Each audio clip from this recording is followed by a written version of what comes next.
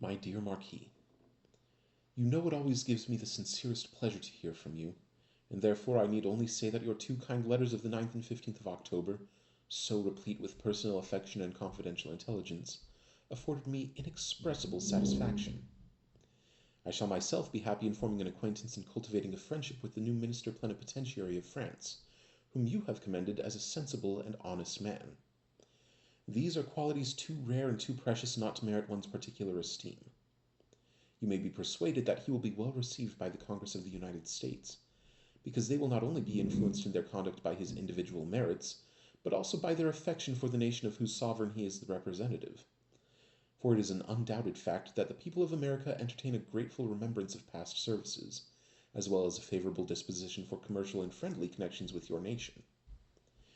You appear to be, as might be expected from a real friend to this country, anxiously concerned about its present political situation. So far as I am able, I shall be happy in gratifying that friendly solicitude. As to my sentiments with respect to the merits of the new Constitution, I will disclose them without reserve, although by passing through the post offices they should become known to all the world. For in truth I have nothing to conceal on that subject. It appears to me then little short of a miracle that the delegates from so many different states, which states you know are all so different from each other in their manners, circumstances, and prejudices, should unite in forming a system of national government so little liable to well-founded objections. Nor am I yet such an enthusiastic, partial, or undiscriminating admirer of it as not to perceive it as tinctured with some real, though not radical, defects. The limits of a letter would not suffer me to go fully into an examination of them, nor would the discussion be entertaining or profitable. I therefore forbear to touch upon it. With regard to the two great points, the pivots upon which the whole machine must move, my creed is simply, first, that the general government is not invested with more powers than are indispensably necessary to perform the functions of a good government, and consequently that no objection ought to be made against the quantity of power delegated to it. Secondly, that these powers, as the appointment of all rulers will forever arise from, and at short stated intervals recur to the free suffrage of the people, are so distributed among the legislative, executive, and judicial branches into which the general government is arranged, that it can never be in danger of degenerating into a monarchy, an oligarchy, an aristocracy, or any other despotic or oppressive form, so long as there shall remain any virtue in the body of the people. I would not be understood, my dear Marquis, to speak of consequences which may be produced in the revolution of ages by corruption of morals, profligacy of manners, and listlessness for the preservation of the natural and unalienable rights of mankind, nor of the successful usurpations that may be established at such an unpropitious juncture, upon the ruins of liberty, however providently guarded and secured, as these are contingencies against which no human prudence can effectually provide. It will at least be a recommendation to the proposed Constitution that it is provided with more checks and barriers against the introduction of tyranny, and those of a nature less liable to be surmounted, than any government hitherto instituted among mortals hath possessed. We are not to expect perfection in this world, but mankind in modern times have apparently made some progress in the science of government. Should that which is now offered to the people of America be found on experiment less perfect than it can be made, a constitutional door is left open for its amelioration.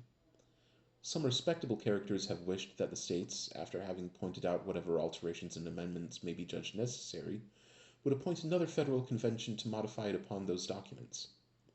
For myself, I have wondered that sensible men should not see the impracticability of the scheme. The members would go fortified with such instructions that nothing but discordant ideas could prevail. Had I but slightly suspected, at the time when the late convention was in session, that another convention would not be likely to agree upon a better form of government, I should now be confirmed in the fixed belief that they would not be able to agree upon any system whatever. So many, I may add, such contradictory and, in my opinion, unfounded objections have been urged against the system in contemplation, many of which would operate equally against every efficient government that might be proposed.